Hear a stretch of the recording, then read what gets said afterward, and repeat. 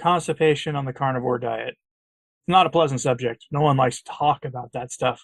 My suspicion is if you've been doing carnivore or keto for a long enough time, you've run into this problem.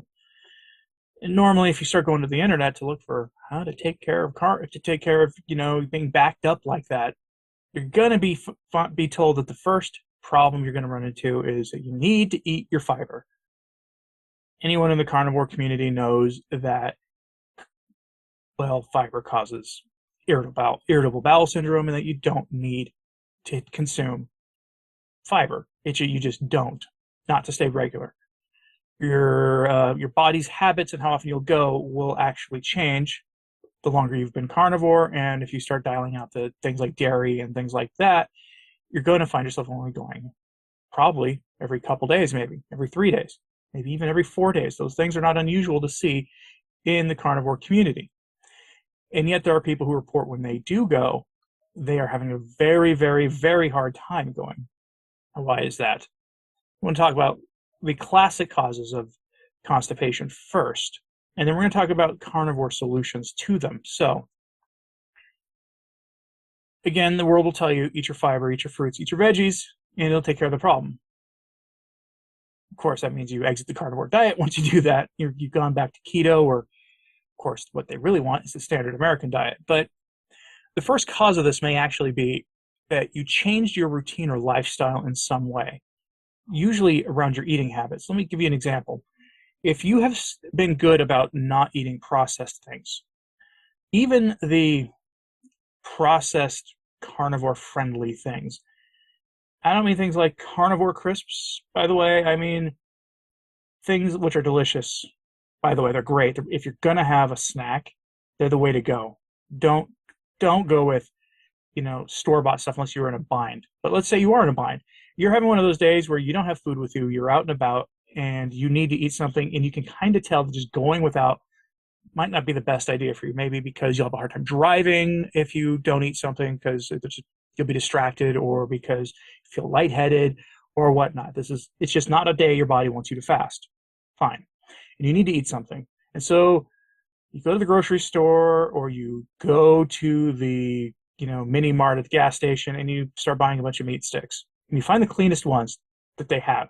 They don't have a lot of weird binders, and they have some spices, because apparently they're starting to carry those now, and that's a good thing. And normally those things in small amounts are probably fine, as a stopgap. Just remind yourself to do your due diligence next time and have something with you. Cook some bacon, put it in a plastic container, you'll be fine. But, you eat a few of those, and then the next day you can't use the bathroom. That's probably partially why, because those things are still very processed, more processed than your body is used to. This can be a very big disruption for your gut health. It can be a big disruption for just your body's natural processes for these things. Another thing that can cause it is if you're having this problem in public, it's because you just don't like using the bathroom in public. That's actually a common thing.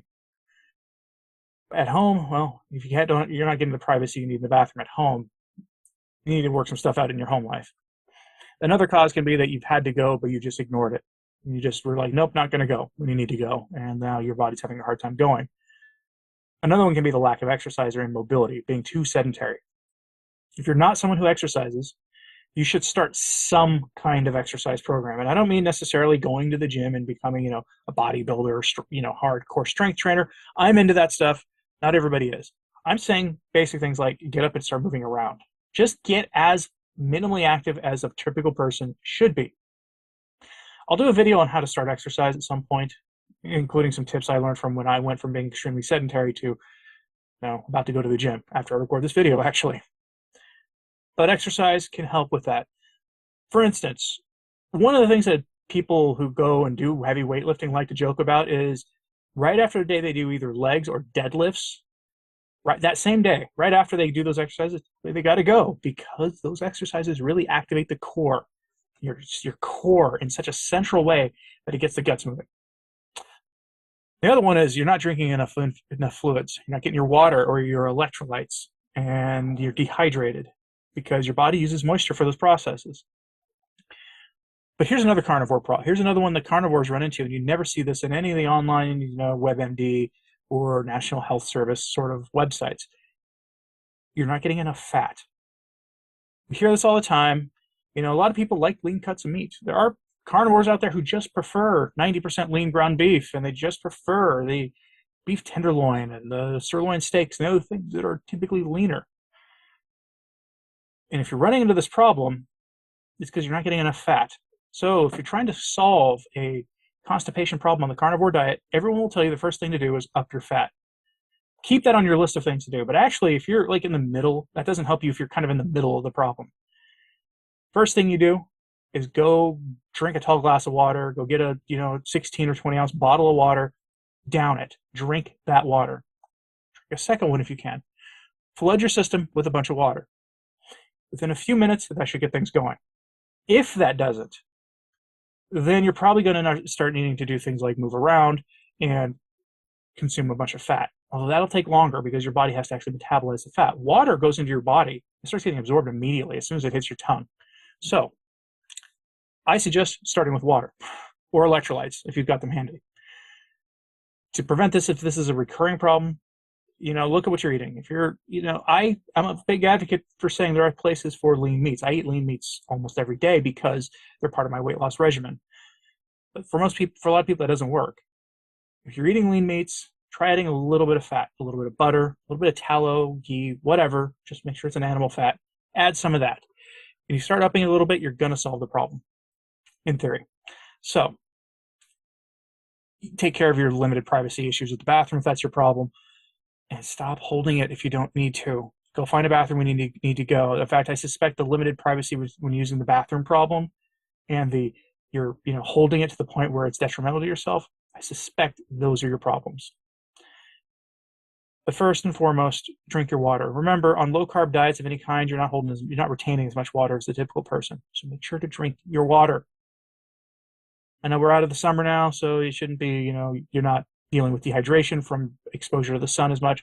Drink your water.